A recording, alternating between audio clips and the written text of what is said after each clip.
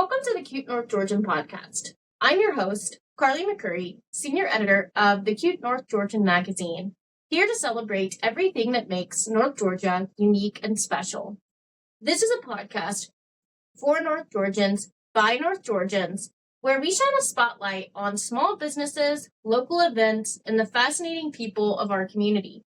Whether you're looking for something new to discover or simply love supporting local events and organizations, you are in the right place. So let's dive into the best of North Georgia together. Today, I'm excited to introduce to you the purpose behind the Cute North Georgian magazine and podcast, along with the Cute North Georgian recipe contributor, Brooke Norris. Welcome. Thank you. Thank you for joining us today. Of course. We intend to chat about Gilmore girls and tea parties, and then we're going to dive into some of the best and worst comments and advice requests from our local community Facebook pages, you know the type, and next door.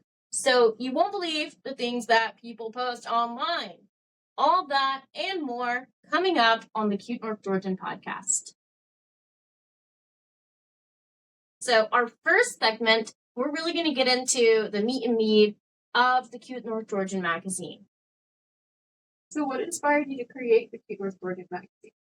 So in short, I had a baby and I became a stay-at-home mom, and there's a lot of hours in the day to pass as a stay-at-home mom. I found it was a big adjustment from going from working 8 in the morning until 4 in the afternoon as a teacher to having a considerable amount of time on my hands. And this is where I make like all the moms listening really angry, is because my baby slept a lot. I had to wake her up every 2 hours for that change in feed. Otherwise, she would just sleep. Right. So I began to publish with lifestyle magazines. And there's really not a whole lot of money to be made in publishing in magazines. That said, I really enjoyed writing magazine articles. So I decided that I would just start my own lifestyle magazine. I would have complete editorial control to write about what I want to write about, and kind of have this creative outlet. And from there, it's turned into, obviously, we have the Cute North Georgian magazine, but now we have the Cute North Georgian podcast. We have several major events that we'll get into later. And it's just been an exciting journey. It's awesome. Thank you. So as a small business yourself, I've noticed like you support a lot of local small businesses with your magazine, with the articles that you write, and even the advertising. Why focus on small businesses? That's a good question. So I decided to focus on small businesses after I live in a small town. Right. So I live in Cornelia, Georgia. And I noticed in my first year of residence here, there were a lot of really cool, thriving small businesses. And I was so excited to live in a community that was still small and quaint and cute, right? But within months, every single small business, essentially, that had opened up on the main street strip had closed down. And the same could be said for Clarksville. And I noticed this pattern, like every year I would see new businesses pop up, and by the end of the summer, they were gone. And I wanted to kind of provide maybe big city marketing for small town businesses, because it's these small businesses that make living in communities like this worthwhile. Without places like BSG or FWS, or places like Scoops in Clarksville, right? Or Rich and Savvy's in Clarksville. You know, we live in a place that would be populated by fast food chains, you know, big retail box stores with no charm. And moreover, these big box chains, you know, these fast food restaurants, they often don't contribute very high wages. Often their products are they don't have very high quality because they don't have to rely on the competition.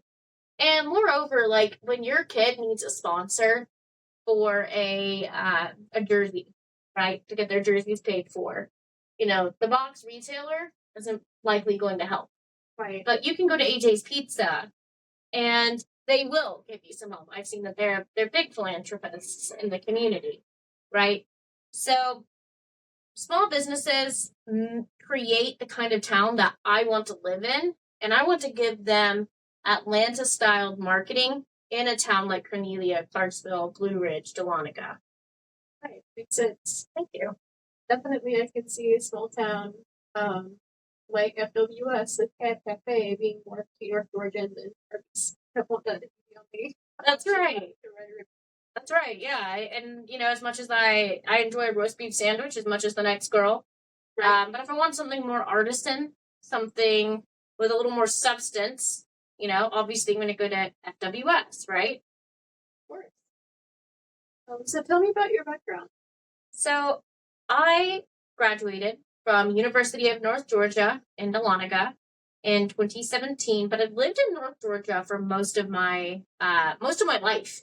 Going back into those preteen years, I've probably lived in essentially every region of North Georgia, I imagine, more or less. Like I've lived in Jasper, I've lived in Cumming, Georgia, I've lived in Alpharetta, I've lived in Beaufort, I've lived in Cornelia, lived in Gainesville. It's hard to think of a place that I either haven't lived in or just visited extensively. So I'm a North Georgia native, a graduate of University of North Georgia in Dahlonega. I received my degree in history with a minor in English and a concentration in philosophy. I call it the unemployment trifecta.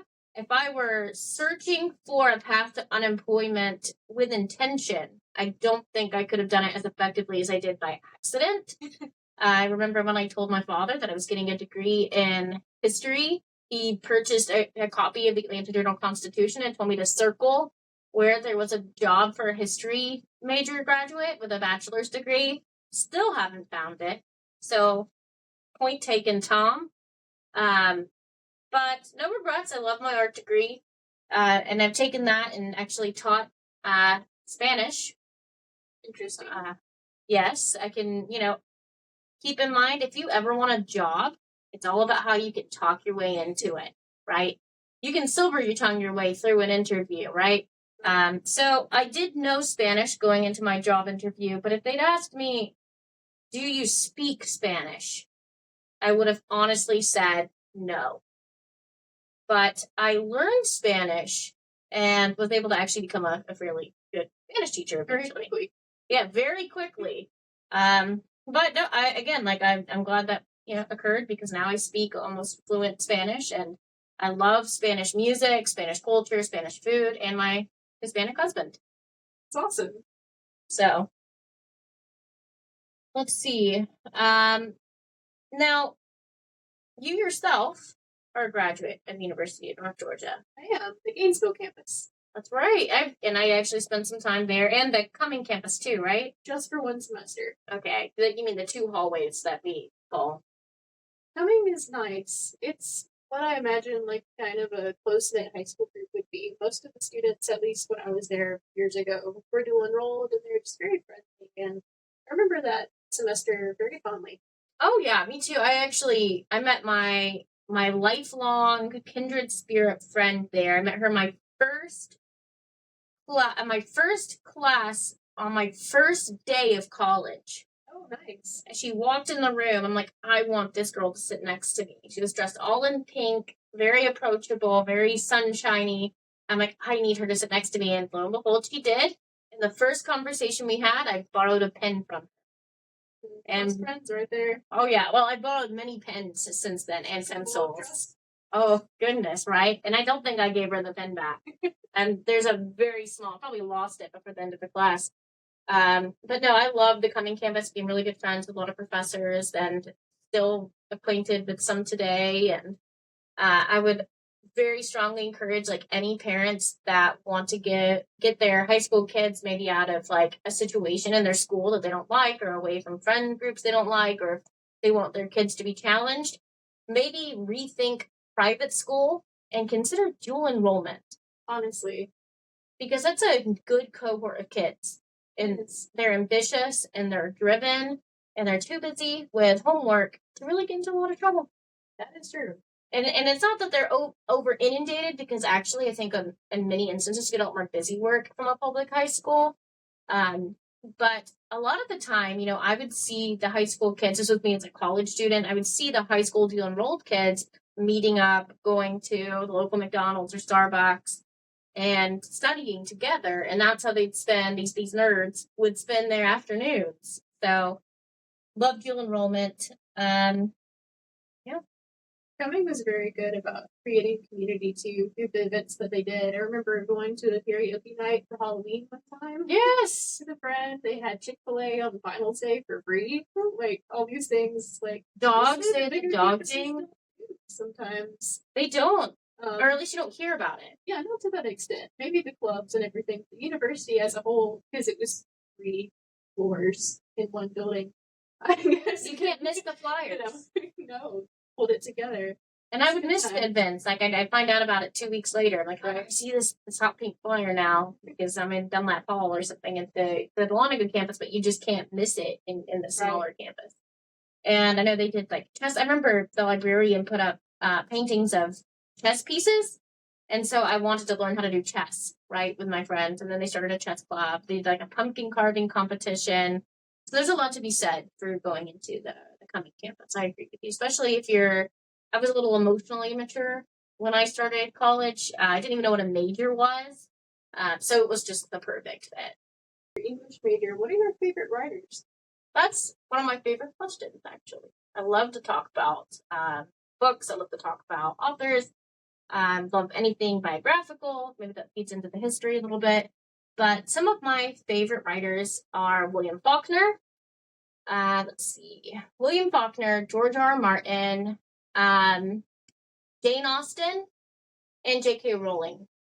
Very nice. So well-rounded. And that's just right now, right? So I'm just speaking of like in this moment. Those are my favorite. Who are yours? Some of yours, at least. Isabel Alcott, I've always loved because of Little Women. Yes, we're both very passionate Little Women fans. I know we've scrapped more than once about our feelings on Amy. Yes. We won't do it now, but something for the future. I liked Alexandre Dumas in high school. Wrote The Musketeers. He had a very conversational tone. We'd address the audience as we. Oh, that's fun. Be like, let's see what our friends are up to today.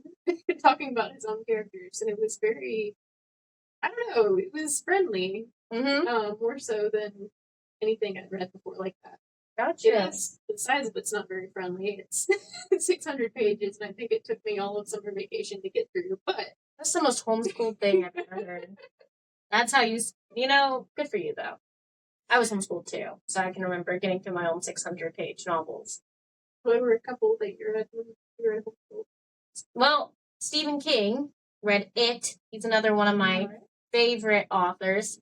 Nobody does horror like Stephen King. I don't like most of his writing, to be honest. When he deviates in any way from horror, I feel like he just drops off. But he has a few tried and true novels that just stand the test of time. So It was about 1,000 pages, as I recall. I read Gone with the Wind as a homeschooler over summer. Little Women, does that count? That's only 400 pages, but it definitely gets like a silver medal.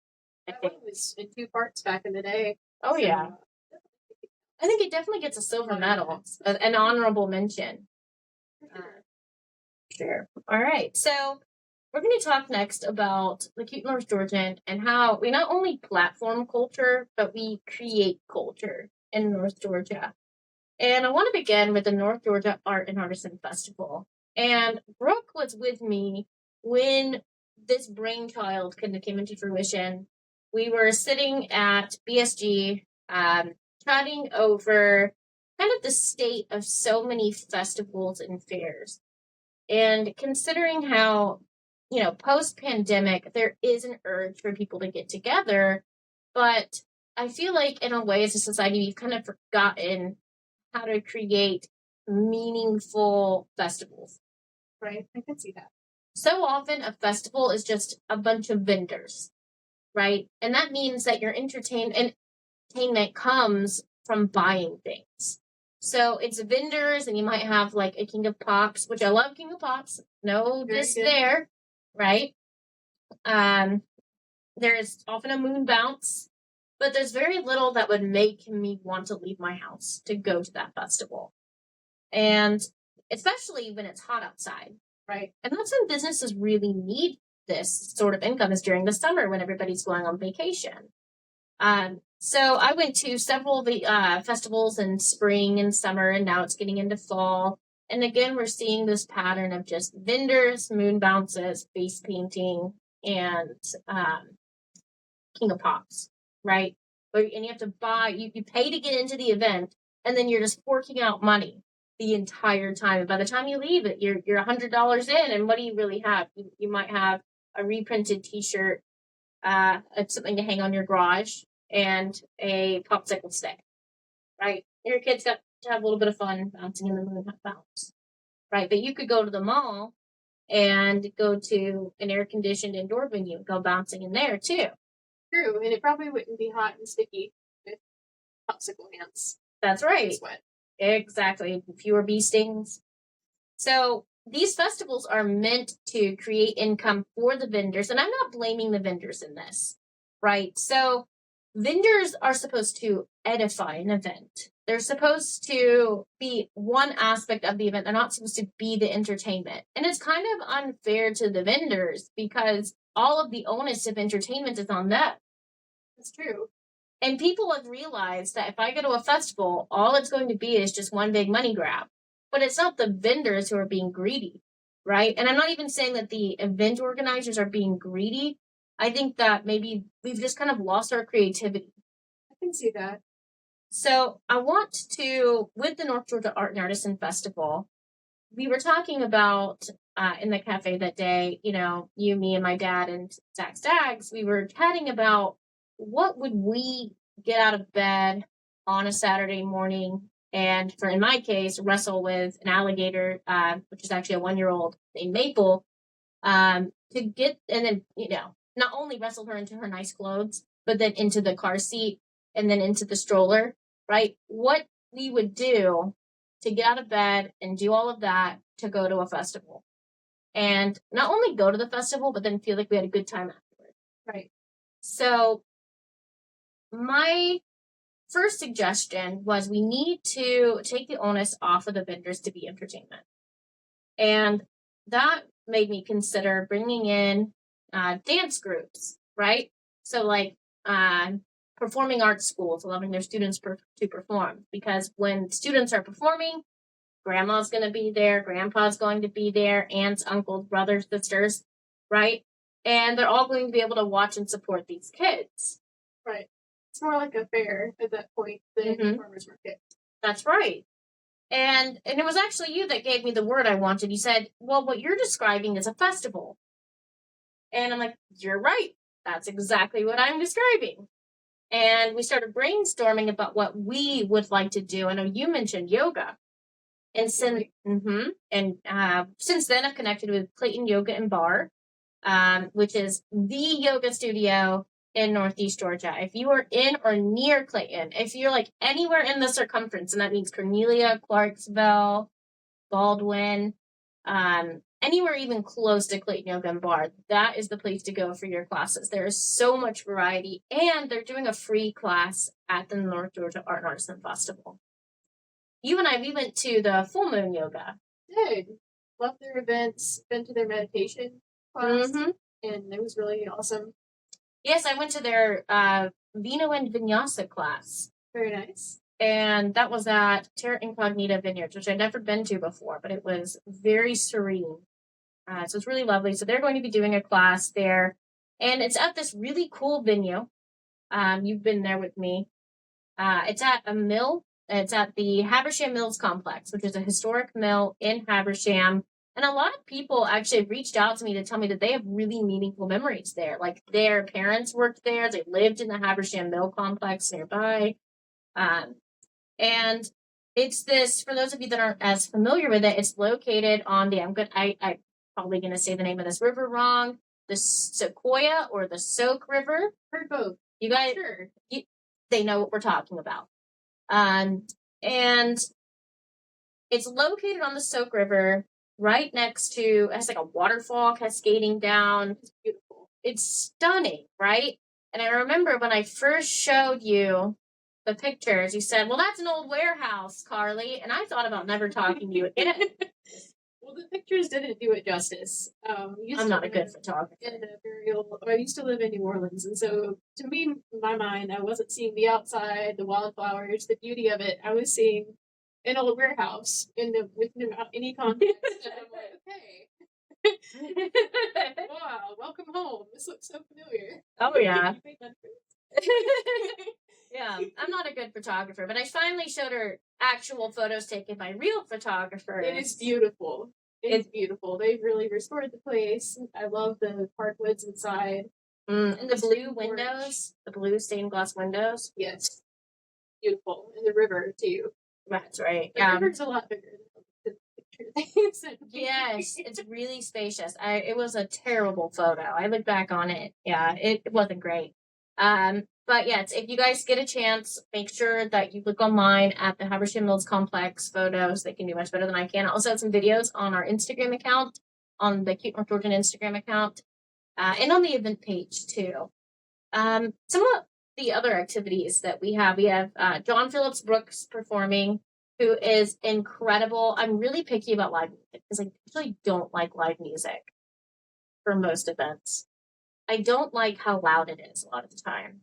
That makes sense. You can drown out the conversation. Absolutely. And I feel like also they're not always, but there can be a low standard. It's like you just want to book someone and you want it to be cheap. True. I was somewhere this weekend, I won't say where, but I watched someone suffer through a simple kind of man, and I thought I was going to pick up my laptop and run out the door. Yeah, no, it's really difficult to sit there. Like you want to go and have like a nice meal with your spouse, with your friends, and you're just screaming over this person that is of average ability. And it wouldn't be so bad if it was the background, but so often it's the forefront. Right. So John Phillips Brooks is actually incredible. He's from Britain. Yes. He's been touring for decades. Super versatile. Just exquisite work. I can't wait for you guys to hear John Phillips Brooks. We also have Van Thorn Art Emporium, who will be doing alcohol painting classes. We also have belly dancers now. As of Friday, we have booked belly dancers. We have line dancers. We have live musical theater performances. I have not seen anything short of like the John C. Campbell Festival in North Carolina. I have never seen an event with this much meat to it. Pretty excited about it.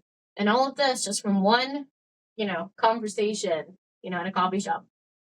So another event, and you're really at kind of one of the people at the heart of this event too, is the Marigold Festival, which I'm co-hosting with Zach Stacks from BSG Coffee.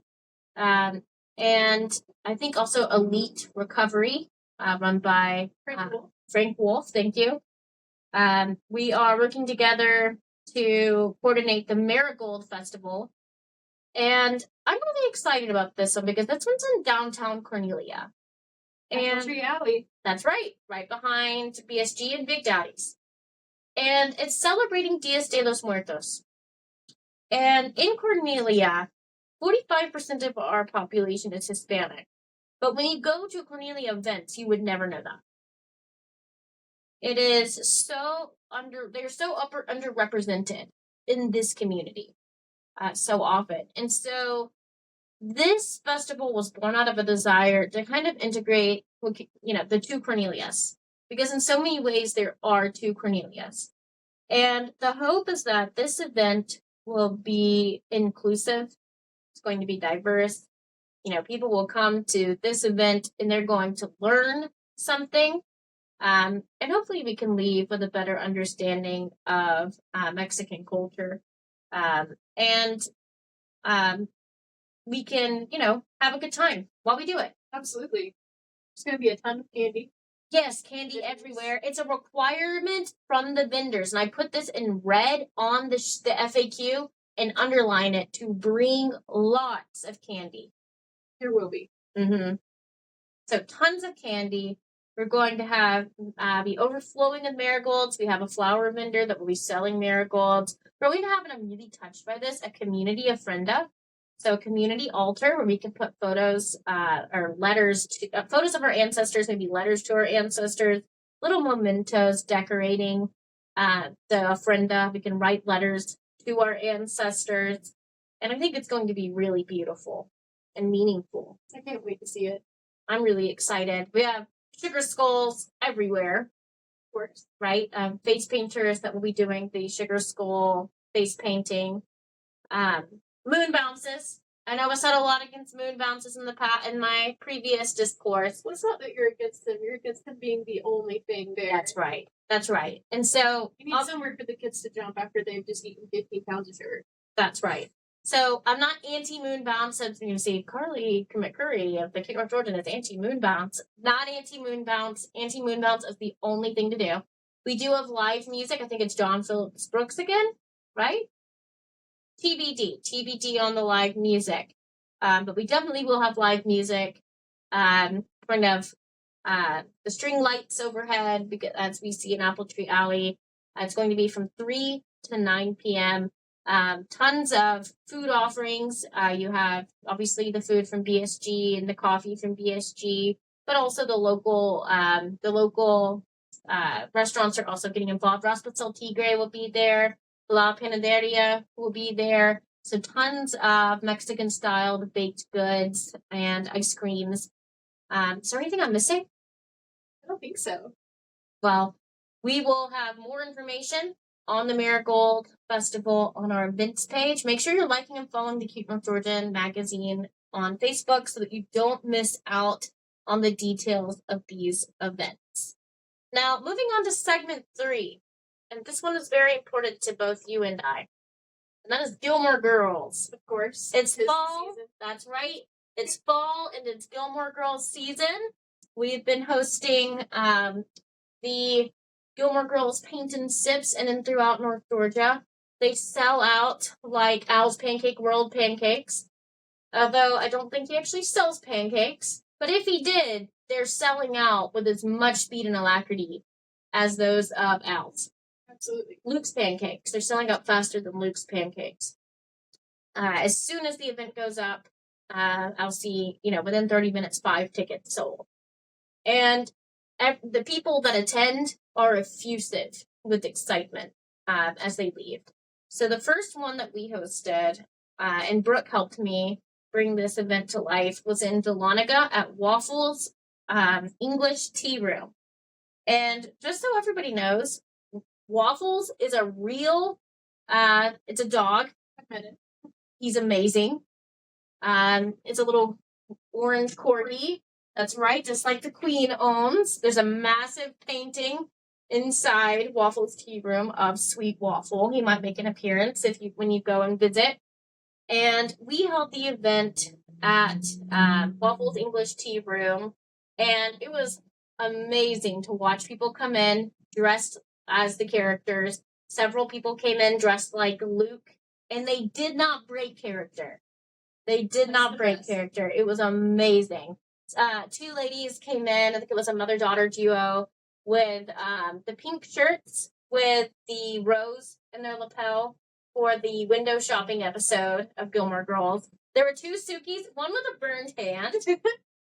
There was a little girl that looked just like Rory Gilmore's Chilton costume, and this was all part of the costume contest. And I mean, people really, they pulled out all the stops. New friendships were made. I saw phone numbers being exchanged. Awesome. It was so cool. And we had some funny tables. Which one was your favorite? Probably, I love the Emily Gilmore table because we had an Emily Post etiquette book. Yes. So Emily, and also That's right. Run on it, right over it. And I almost didn't bring the Emily Post book. I spotted it as I was leaving. I like the Vicious Trollop table. It's just such a good joke from that show. It's one of the best. And if you know, you know. So the Vicious Trollop table. Rory's dorm room was good. You did a really good job decorating that with the old books and the Eiffel Tower. So you can see like a lot of, we pay attention to the details. Even the cardstock that goes under as your placemat for when you're painting, even that is Gilmore Girl themed. And people notice it. They notice the details. And one of our goals of creating these events is to provide wholesome, family-oriented, and generally family-oriented entertainment. We might start elevating into 21 plus events, but quite generally, we want to do wholesome, family-oriented activities with no screens, with a great deal of intimacy, with just fun at an affordable price. Because so often a day out, like you go to dinner and it's $100, Right. easily $100. We try to keep the tickets to at least $20. And some are as cheap as $5. So we're not just storing money in the bank. We don't want to profit exorbitantly from these events. We genuinely want to make the events that I want to attend with my family. These are things that I want to see in my own community. So, speaking of Gilmore Girls and beyond the paint and sips, what do you love about Gilmore Girls? I love the characters, the world building. I was a media studies student at UNG, and just there's something about the details, building a world that you can almost touch and feel on a show. And the characters too, you feel like you know them. I just love that story. You can kind of relate to it growing up in the early 2000s. Oh, absolutely. And of course, the humor is just great. And it's whimsical. Yes. And you mentioned the authenticity of the characters. And one thing I love about Gilmore Girls is that the characters are realistic. They're not, these days, like it's always otherworldly beauty, they're all very attractive, but it's in a realistic and approachable way. It's the type of attractive that you see in real life. True. It's approachable. And they feel like real people. They feel like people that could be your neighbors if your neighbors were insane. I mean, we have conversations all the time about who's the Kirk of our town, right? And which we will not disclose on this podcast, but we know. I don't think we've decided. I think actually Kirk is undecided as it happens. Kirk is undecided. All right, so the authenticity definitely rings true, whether it's 2002 or 2024. Team Jess, Team Dean, or Logan? You first. Logan. He's handsome. No. He's charismatic. He's a gentleman. He's got that smile with the dimples and the kind of leans in, That kid drove me crazy. Oh my goodness. I couldn't stand it. I couldn't stand the way he treated, what was her friend's name? Harris? The show. No, it was a guy. She never dated him, but Marty. Yeah. He was just a jerk. Marty did not like Logan. What, did he grow on you? No. Didn't grow even by season 7? No. Wow. All right, so what about Dean? Dean, I liked it first, and then the older I got, the more I was like, they don't really have anything in common. He's kind of bland. Kind of possessive. Yeah, controlling. Possessive, controlling. There was a lot of temper tantrums. So it reveals a lot. So cringe. I can't watch the Donna Reed episode, except I actually love the whole subplot with the neighbor. But the Donna Reed episode, again, if you know, you know.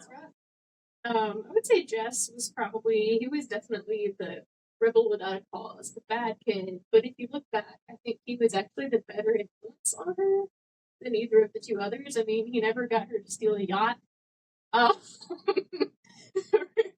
Commit any other crimes or felonies. So, I mean, well, no. I will say I like Year in the Life Jess. I like season 7 Jess. But the early season Jess, he was always, again, he had that same problem Dean had, where he was kind of explosive. You couldn't really approach him with any criticism. You had to, it's like pulling teeth to get him to do anything he didn't want to do. If Rory wanted to do it, he didn't. He had a lot of the same issues Dean had. He was less jealous, though. I think Jess is Luke if Luke kind of left town. He had a blessed Doris Hollow. I can see that. Yeah. I think that's why they fought all the time. Even the way they banter is very similar. Well, think about the episode, too, when they are, they get the love tapes, right? And Luke is listening to the love tapes and learning how to learn how to commit and learning how to communicate his feelings, right? He was listening to the books on tape. about romance, and then he gives it to Jess, and then Jess also benefits from it because they both struggle with the same issues. So I could definitely see where you're coming from there. I love Jess. I love the notes in the margins, right, that he would do for Rory, leave little notes in the margins of her books. And I think he was more intellectually at her level. Obviously very troubled. And I love his ultimate, his ultimate life path with publishing and writing. Right. So I think season 7, Jess, and You're in the Life, Jess, I could be happy to see them with, but my heart will always be with Logan. Logan is the perfect package. I think by the end, more or less, with his little foibles. To each his own. To each his own. All right. Team. So who do you see for Lorelai? And I swear if it's Matt, I'm leaving. Definitely, I would say his name's Matt, right? I can't remember his name. Matt. Yeah, season 1. The one she got married to. Or almost got married to. Oh. The teacher. See, it doesn't even matter. Yellow Daisy guy. Exactly. His personality was so bland. So bland. I remember Max. That was his name. I'm like, I know Matt doesn't sound right. Yeah. So who is it? Not Max. Not Max. I would say Luke. Probably. And you can definitely, I could tell that. I thought that by season 7, whenever she ends up marrying Christopher briefly, and there's that Christmas episode, and they're like, she has to be a character witness for Luke or something. Oh, yeah. She drops that letter off. Mm-hmm. It's like, I could tell, like, something's gonna happen. Mistake. Yep. Well, Amy Sherman Palladino, the creator of the series, said that Luke was always going to be in the game. But then she just kind of left everything hanging. Yeah, and her husband took over.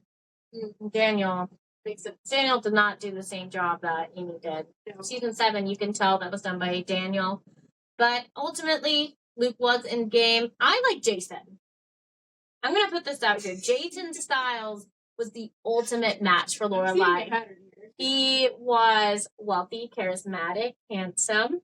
You know, he had a thriving business. She had a thriving business. They were both, on their cell phones, working, solving problems together, side by side. They were both hilarious and funny. He had nice shoulders, right? He had that weird-ass dog, but he was amazing. His apartment, our townhome, was splendid. He was willing to fight for her, right? And was really committed to the relationship, even after the terrible thing that her father did to him. That was rough. It was rough. I am team. He had a nice beard. But so did Luke. She must have a thing for facial hair. That's why she and Christopher didn't work out. No beard. We just solved the problem. So you're Team Luke, I'm Team Jason. Guys, tell us in the comment section who you prefer for Lorelai. All right. Now, controversial opinion moment. All right. Lorelai was wrong to push Rory to go back to Yale immediately. That's my take. And this is why I feel this way. I think that, so in season 6, I think, Rory wants to take a break from Yale. She says she doesn't know if it's permanent, right? And she might want to pick it up later or maybe go to a different college, but that she wants a break. And I think about all of the work she put into Chilton in high school. And I think about all of the to catch up. And I think about, she graduated valedictorian. She goes to Yale. She tries to take 5 classes. She does the Yale Daily News. She is an active, she's an active student. And she's always doing the full course load. And after that incident with Mitchell Huntsberger, I think she burned out. And I think this is where Lorelai not going to college kind of shows up, because I think that she hears take a break from college and that means drop out. And to be fair, that often is the case. But if she really believed that Rory was, if academics was integral to who Rory was, I think she should have trusted that she would eventually go back. What are your thoughts? I think I can see the reason for concern about her not going back. Mm-hmm. But I also think sometimes you don't do all the growing up you really need to do in 4 years. So I can see, needing time and space to, I don't want to say pause life, because that doesn't really happen, but take a break and figure out what she wanted to do and be and who she was. Yeah, exactly. And moreover, you made a connection that I didn't make. And this is where your film studies come in. She was watching The Graduate. And it was that scene where the young man was, what do you remember the name? Dustin Hoffman, young Dustin Hoffman, Benjamin, was sinking into the pool, right? And he's breathing through that machine, but you can tell he's just in a state of submersion. Snorkeling. That's right. He's submerging himself. Yeah. Hiding from his parents, submerging himself in white noise. And there's some really strong symbolism there. Absolutely. For sure. Now, that whole loss of control. And to be honest, and I hadn't thought about this until you said that, but Lorelai's almost mirroring her parents. I think so. In that kind of anger that she had towards Rory, like dropping out of Yale, pausing, taking a break, whatever you want to frame it as. Which is probably what they were trying to lead to with the Graduate reference. Because it's all about like having no say in life and just kind of letting it push you along and parents' generation and those thoughts and their feelings and needing to come into your own a bit. And Lorelai always said that, Rory wants this. Rory wants to go to Harvard. Rory doesn't want to go play golf. Rory, yes, I remember all that. Yeah, Rory doesn't want to go play golf with her grandfather, right? She, it makes you wonder how much Rory has to connect with Dustin Hoffman's character in The Graduate. You can definitely see that. I think you made some really good points there. My other controversial opinion is that many people can be really critical of Rory in A Year in the Life. But, and to a point, I see what they mean, right? She's not the war reporter. She's not that she said she would be. She's not Christiane Amanpour,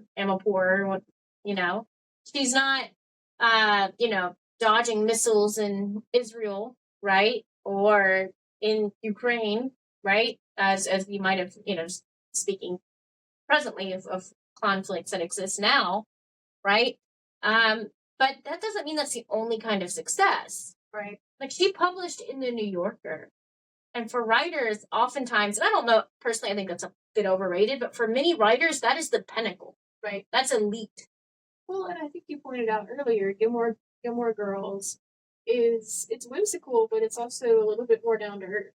And I think that's kind of, I don't know, that's realistic. Not everybody who goes and studies journalism, even at Harvard, is going to be filming Ukraine. Yeah, right. Not writing about it or interviewing. Not everyone could be Anderson Cooper. Exactly.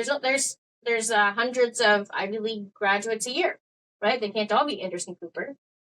And so, you're right. It's very realistic. That is a hallmark of what Gilmore Girls is. And to have been published in the New Yorker, man, if I was published in the New Yorker, I would just sit back in my chair and drink sweet tea for the rest of my life. I mean, sweet tea. No, I don't like sweet tea, but I would sit back on my back deck and I would just sip tea forever because you've done it, right? You've achieved the pinnacle, and so many people just kind of breeze past she's published in the New Yorker, right? And I would agree to an extent. She can be a little arrogant, like when she turned down that job at that blog, right? And that's always been a problem of Roy's, but so many people get so caught up in the flaws of these characters. At least what I find in like the Reddit posts and on the pages. So controversial opinion. I think Rory's doing great. She's the editor of her local paper. She learned to leave the poem in the paper, and now that she's done that, I think she's thriving. I think she's kind of where she wants to be in life. She's working in her field, making money, improving the town. What do you think? I didn't really see a problem with her character art. Yeah. Okay. So I'm really excited about this new segment. It's called Tea Time. And basically we're spilling the tea on what people post in community Facebook and Nextdoor pages.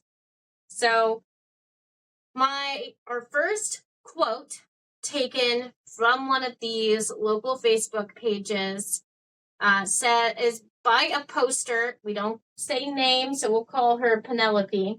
Okay. Penelope, she was really disappointed that there wasn't enough action in her section of Northeast Georgia with Hurricane Helene. She posts, so far, Helene is a big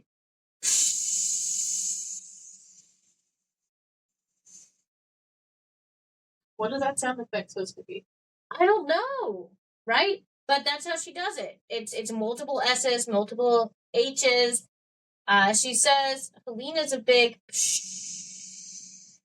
and so I read through her comments to see, try to understand the inner workings of this person's mind. And she just goes on to relate, I was hoping for more action, right?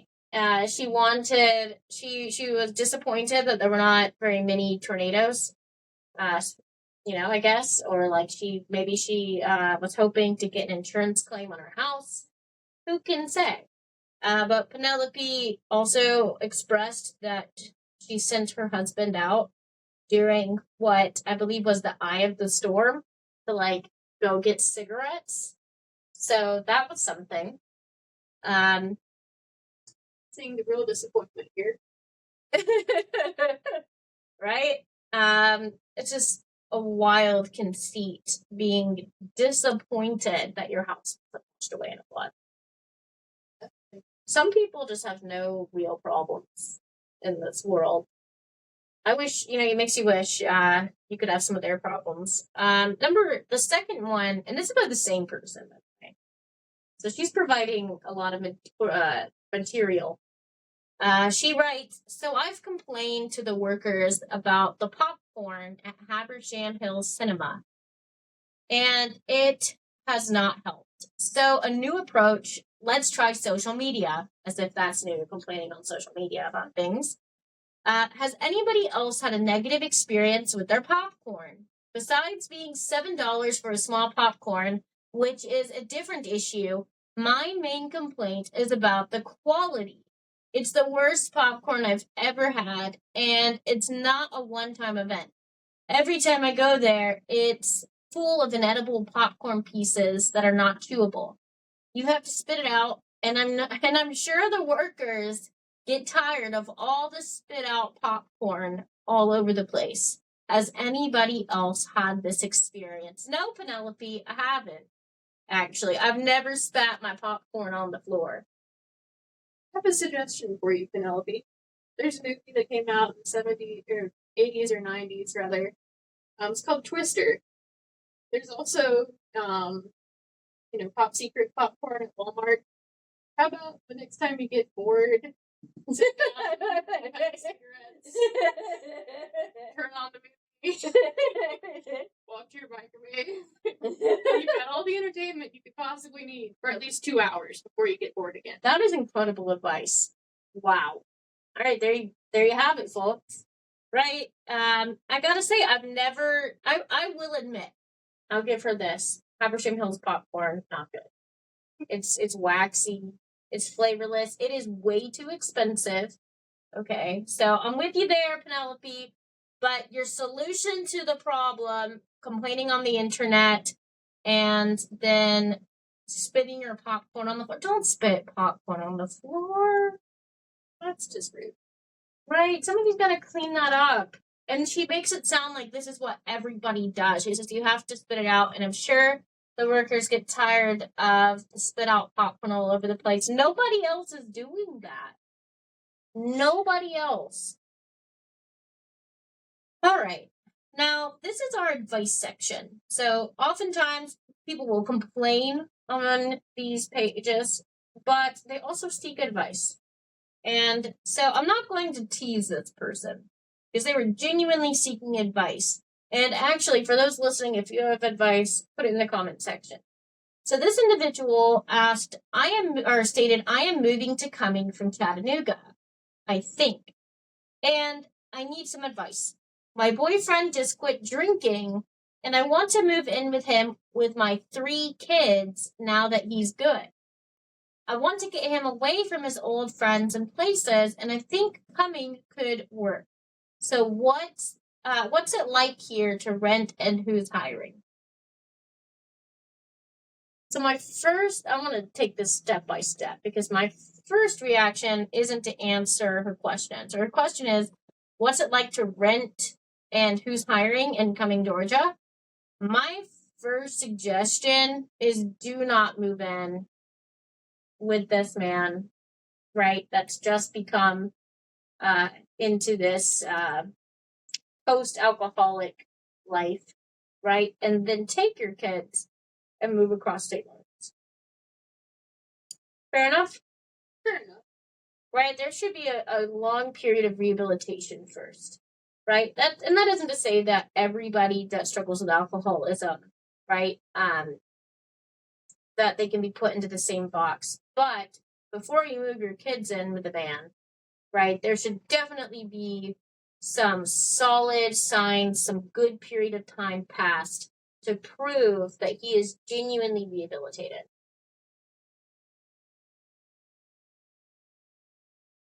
I consider, especially when you consider the 3 kids and you put that into the picture.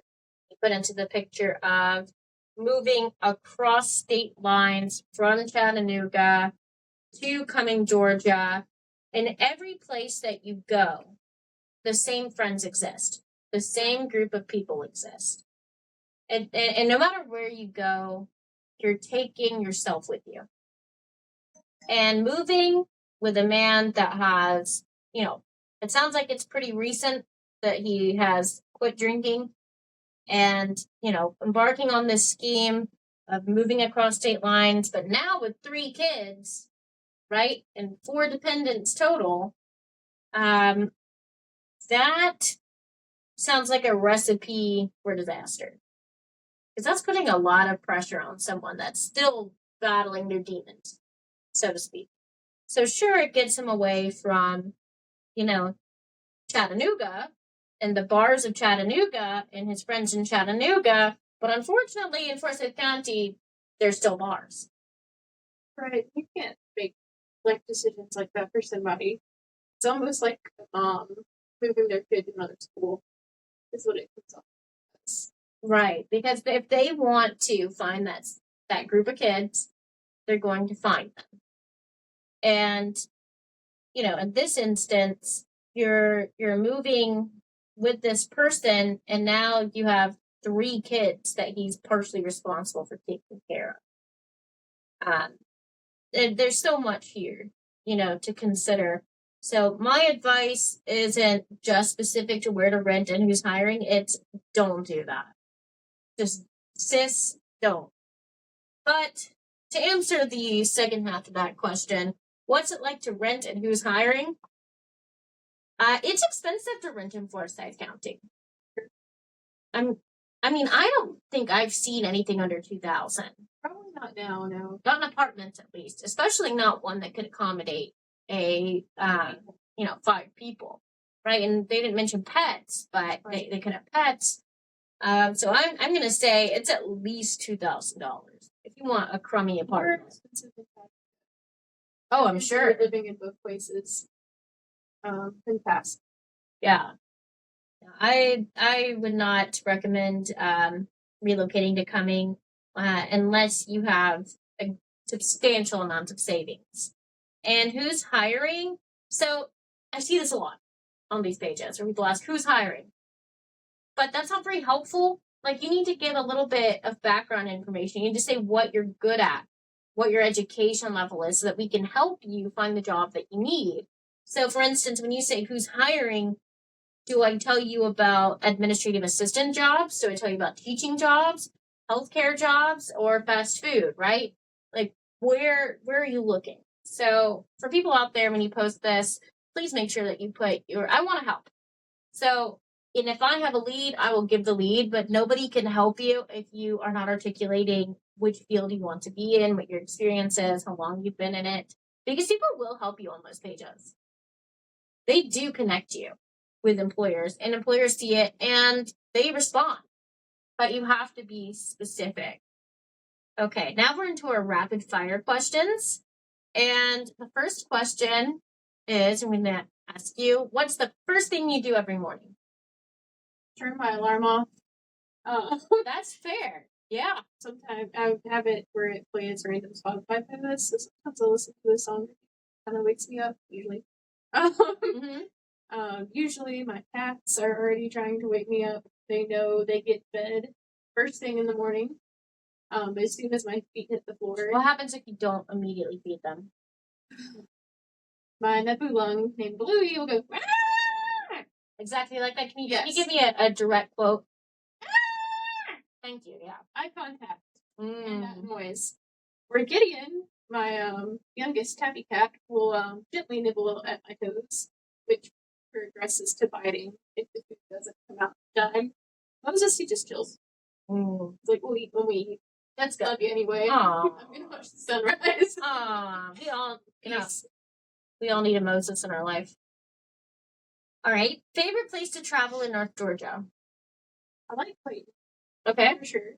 Actually more so Tallulah. I get confused. Yeah, that's easy to do. But I don't know, I like outdoorsy things and Mm-hmm. I don't know, it's fun. Yeah. But if I have longer, definitely Athens. Oh yeah, that's a fun city. What do you like to do in Athens? I like to go to the bookstores. I found one of my favorite reads over the summer just in, I think, Wall of Books. It's technically in Watkinsville. They've got the Cool Cat Cafe and Tangled Cat Cafe. It's fun to go hang out in and go out to Trader Joe's. That's right. We'd love to do that together. 100%. Athens is great. I'd say recently for me, and I didn't answer the first one. So what's your first thing you do every morning? Fight with my cat. Cats. Fight with my Which cats. one particularly? Augustine. Augustine. Well, yeah, because he likes to sleep on my face, Oh. and I don't like that. And then he's also begging for food, and he begs through emotional manipulation. So he acts all affectionate. He thinks it's sweet to lay on my face, or he wants to kill me. I don't know. So, often it begins with a fight with my cat. My favorite place to travel in North Georgia recently is like Lakemont and Clayton. Clayton has become very upscale. There's a lot to do there, both in terms of like mountains and in terms of basically bringing the city into a small town. Love it. Especially love like High Roads Tasting Room. That's where Clayton Yoga and Bar is. They have the Joint, the Universal Joint, this new lovely hotel. There's horse stables nearby. I mean, it's the whole package. But in my heart, I will always, always love Dahlonega. Dahlonega is my home in a lot of ways. I went to University of North Georgia. I spent some of the best years of my life on campus there. Uh, Truly just a one of a kind place. And that's why I guess there's so many movies being filmed there. That's true. I remember one time there was a movie set up, right? And I didn't realize it was a movie set. I thought there was a real festival going on called the Corduroy Festival. Interesting. That's right, because there's a massive banner that said Corduroy Festival, and I was pumped. I was jazzed, and I'm going onto the set, just thrilled, and then someone shouts, "Get off the set!" Made my way off the set. But yeah, it was a movie set. So, and I've also been an extra in a movie that was filmed there.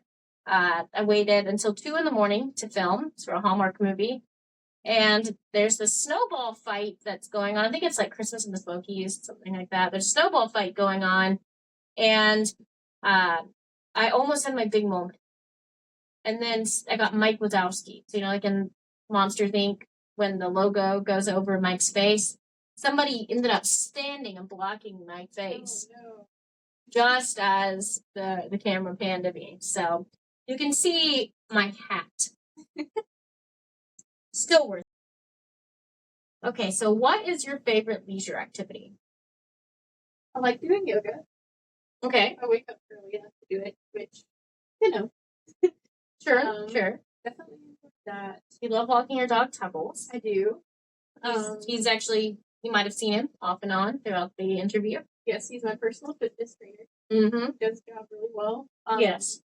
He lives off of cheap dog food and whipped cream cups. Oh, yeah. The sticky snouts. Yes. And what is your guilty pleasure? Honestly, sometimes I forget to close my windows in my apartment. And that's a bad thing because you might hear Phantom of the Opera or Lady Gaga. Okay. Because I'm usually just at home singing or doing the dishes or occasionally having a dance party with my cat Gideon. So He's a good dancer. He's a good dancer. He's very smooth. He is. All right. And for myself, my favorite leisure activity is, I wish I could say something like yoga or walking my dog, but it's pretty sedentary. I like to listen to my podcasts. I like to take a glass of wine on the back deck, maybe have a nice cup of coffee while Maple is still asleep, first thing in the morning. And my guilty pleasure, and you're going to judge me for this, but I already know this, it's Emily in Paris. I knew it.